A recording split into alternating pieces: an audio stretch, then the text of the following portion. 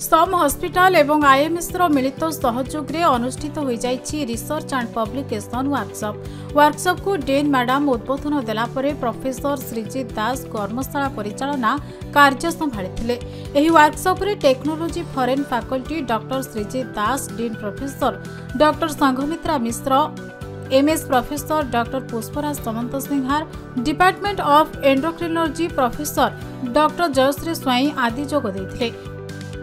This is a very unique pleasure opportunity. मु एठी सोम hospital रे सोम सराउंडिंग्स रे आसुची as an adjunct professor. This post is given to me because of the publications और research जोटा कि ना upliftment करिया पाई institution गोटे step नहीं छी.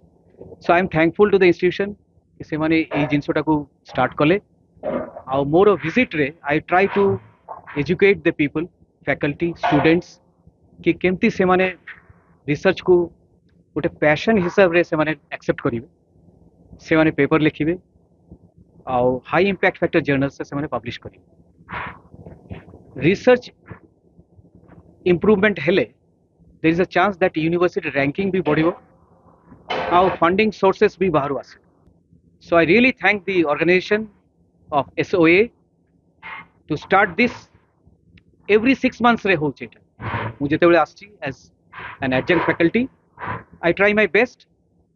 and I wish that SOA goes to the topmost position. Thank you so much. नमस्कार। एही कर्मशाला रे 200 रु अधिक पीजी छात्र छात्री माने भाग नैथिले। एही कर्मशाला द्वारा पीजी छात्र छात्री मानकर निज पाठ्यक्रम प्रकल्प कार्य पई बेस सहायता पाइछन्ते। या द्वारा विभिन्न गवेषणा क्षेत्र रे नूतन तथ्य संग्रह करिबारे सहायक होइथाय। ए हमर 2 दिन हलाणी लास्ट जुलाई 13 तारिख एवं आज जुलाई 15 तारिख रे ए रिसर्च मेथोडोलॉजी ऊपर गोटे प्रोग्राम होछि जोटा कि बहुत ही यूजफुल हबो हम पोस्ट ग्रेजुएट स्टूडेंट्स मान पीएचडी स्कॉलर्स आउ जो मैंने गाइड करमती आम मैंने पीजी स्टूडेंट को गाइड कर बहुत उपयोगी हम आउ मोर विश्वास अच्छी जे कार्यक्रम अटेंड कलापर आम पिला माने विशेष भाव में लाभवान हेबे एवं से जो फ्यूचर प्रोजेक्ट अच्छी थीसिस हो पीएचडी स्कॉलर थीसिस हो से निश्चित भाव में उपकृत हे। तेणु साधारण लोकों हिसाब से जब आम देखा निश्चित भाव में जो रिसर्च मेथोडोलॉजी वर्कशॉप होची जोटा कि हमर पीजी स्टूडेंट को पई कि पीएचडी स्कॉलर को पई होची एटा इनडायरेक्टली साधारण जनता को मध्य लाभान्वित कर जहा द्वारा साधारण लोकों को पई नूतन मॉलिक्यूल और टीका निर्माण करिबारे सहायक होइथाय एवं ताहा सह विभिन्न प्रकारर रोग एवं तार निराकरणर उपाय तथा किछि नूतन तथ्य संग्रह करा जाय परिबो से विषय रे मध्य आलोचना करा जायछि। ए जो कार्यक्रम होची रिसर्च ऊपर एटा हमें गत 2 वर्ष धरी करूछु। आ पछरे जड़े फॉरेन रिसर्चर अच्छा जे कि आमको ये रिसर्च विषय पढ़ाऊँ आम पिला पढ़ाऊँ किंतु मु आ पछरे आमर चेयरमैन सर आमर डीन मैडम आमर एमएस सर को मु बहुत धन्यवाद देवी सपोर्ट देइथिबारु जड़े फॉरेन रिसर्चर को आम पाखक आनिथिबारु आमर ये जो स्टूडेंट्स माने फर्स्ट ईयर पीजी स्टूडेंट्स आउ डीएम एमसीए स्टूडेंट्स माने आछंती से मानको केमिति से मानको थेसिस पेपर लेखा जिवो केमिति गोटे भलो आर्टिकल लेखि परिबे केमिति गोटे भलो सिनॉप्सिस लेखि परिबे एई विषय रे पढौथिबारु मु से मानको बहुत धन्यवाद देबी। आ द्वारा हमें बहुत उपकार पाउछु काहे कि केमिति गोटे गुड रिसर्च पेपर हेई पारिले भलो रिसर्च पेपर ते हेई पारिले भलो रिजल्ट बाहरले से सोसाइटी रो बेनिफिट हबो नुआ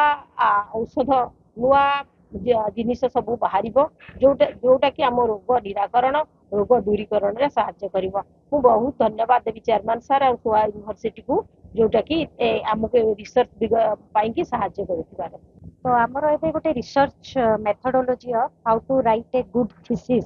आउ मैन्युस्क्रिप्ट राइटिंग ऊपर गोटे रिसर्च मेथोडोलॉजी ऊपर वर्कशॉप चलुची लास्ट 2 दिन नहीं गलानी 13 तारिख और 15 तारिख आज सकाळ 9टा बेलू आरंभ होईची संध्या 5टा पर्यंत अछि। एथिरे हमर प्रोफेसर डॉक्टर श्रीजित दास जी कि हमर मस्काट ओमान रो आसीचंती तो सी आम यूनिवर्सिटी सहित